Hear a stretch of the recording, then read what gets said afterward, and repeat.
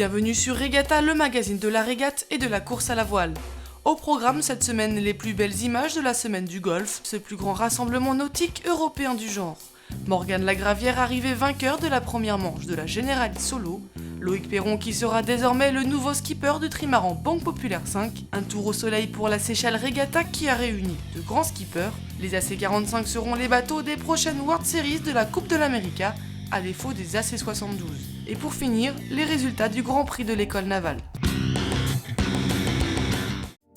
Cet événement du patrimoine nautique est devenu l'un des plus grands rassemblements européens du genre, avec un scénario bien rodé. Répartis en flottilles tout au long de la semaine, tous les bateaux se sont retrouvés pour la grande parade du samedi 4 juin. Vers 15h à la marée montante, les 1200 voiliers de tradition ont franchi la porte du golfe, portés par le courant.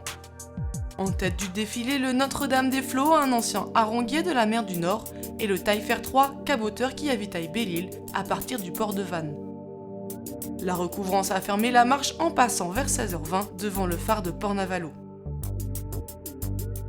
Les tout derniers bateaux ont repris le large après ce grand week-end de l'Ascension. La 6e édition de la Semaine du Golfe restera celle de tous les records. 1200 bateaux de tradition ont croisé leurs étraves dans les eaux tourbillonnantes du Golfe et le public n'aura pas fait défaut non plus avec des dizaines de milliers de spectateurs venus pour ces 4 jours de fête aussi bien en mer qu'à terre.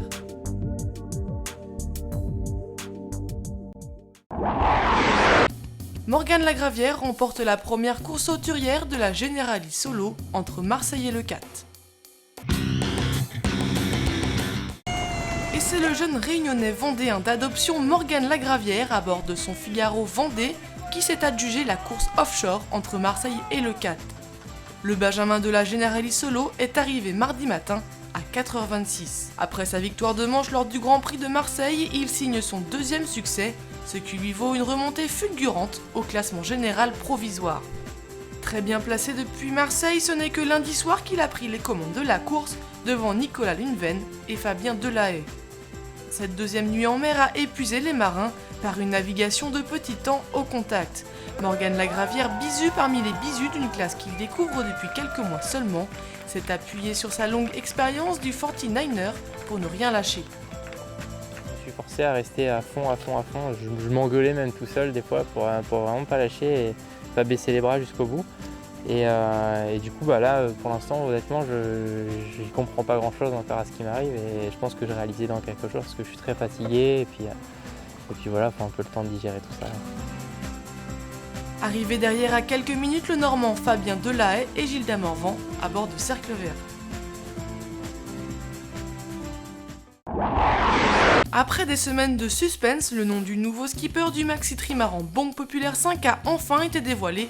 Loïc Perron relève le défi. Le Baulois au 42 Transat et aux 3 Tours du Monde prendra donc la barre du plus grand trimaran jamais construit, avec comme unique objectif faire tomber le record du trophée Jules Verne, détenu depuis mars 2010 par Franck Hamas sur Groupama. Un tour du monde déjà tenté et raté par le groupe Banque Populaire début 2011 avec son ex-skipper emblématique Pascal Bidégory. Le nouveau capitaine a d'ores et déjà pris ses marques sur le bateau et les premières impressions l'ont déjà convaincu. Ce bateau, ce maxi-tri Banque Populaire est un bateau très impressionnant. Il a la puissance, bien entendu, de par sa taille, mais il a vraiment les accélérations assez impressionnantes d'un bateau léger, extrêmement bien conçu. Non, c'est pas mal fait. C'est très bien fait. Attention, on atteint un sommet dans un art, tout simplement, de la conception. Et il faut là, pour remercier l'ensemble des personnes qui y ont travaillé depuis longtemps. Parce que c'est toujours un luxe incroyable que d'arriver les pieds sous la table, j'oserais dire. Tout est fait. L'entrée dans le vif du sujet se fera dès le 17 juin avec le trophée SNSM, déjà remporté par Loïc Perron en 2008. Puis du 13 au 15 août, ce sera l'heure de la Fastnet, avant de se positionner pour une nouvelle tentative de record du trophée Jules Verne l'hiver prochain. Et après une semaine aux Seychelles, on ne doute pas que Loïc Perron soit en pleine forme pour relever ce défi. Lui et d'autres grands noms de la voile ont participé à la Seychelles Regatta, une semaine de régate placée sous le signe de la convivialité. Imaginez Sébastien Loeb au volant d'un camping-car. L'idée fait sourire et c'est pourtant le principe appliqué à la voile de la Seychelles Regatta. Du 21 au 29 mai, les meilleurs skippers au monde se sont confrontés sur des catamarans de croisière aux Seychelles.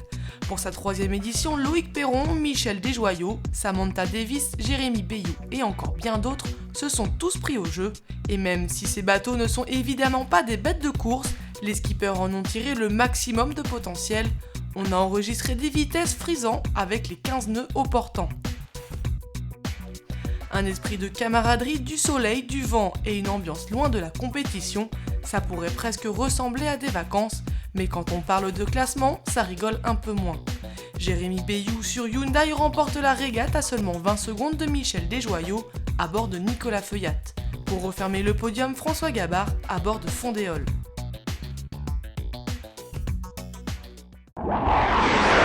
Et encore du changement pour la prochaine Cup, les organisateurs ont annoncé leur volonté de disputer les régates des World Series sur les AC45 et non plus les AC72.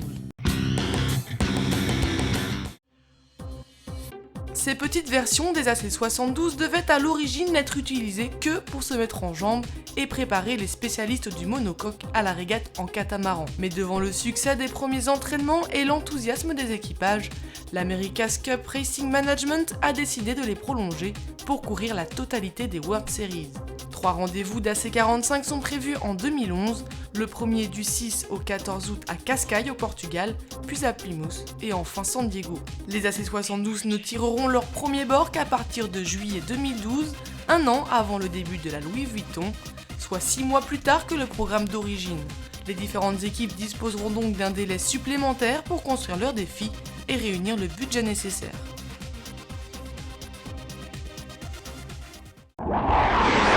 Ils étaient 170 équipages à participer au Grand Prix de l'École Navale, un championnat qui réunissait 8 nationalités et 11 classes différentes. Le Grand Prix de l'École Navale a sacré les champions de l'édition 2011. 4 titres de champion de France ont ainsi été décernés pour les classes de plus de 15 inscrits. Récompensés Julien Bourgeois en Open 570, Morgan Rioux en J80, Nicolas Pochet en Longs et le dernier titre pour Antoine Albaret en Corsair. 6 M34, les nouveaux monotypes du Tour de France à la voile, ont validé 8 courses pour leur classement qui consacre l'équipage de Nicolas Troussel, le parrain de l'épreuve, sur Bretagne Crédit Mutuel, devant ceux de Daniel Souben sur Courrier Dunkerque et Jimmy Pahin sur Île-de-France.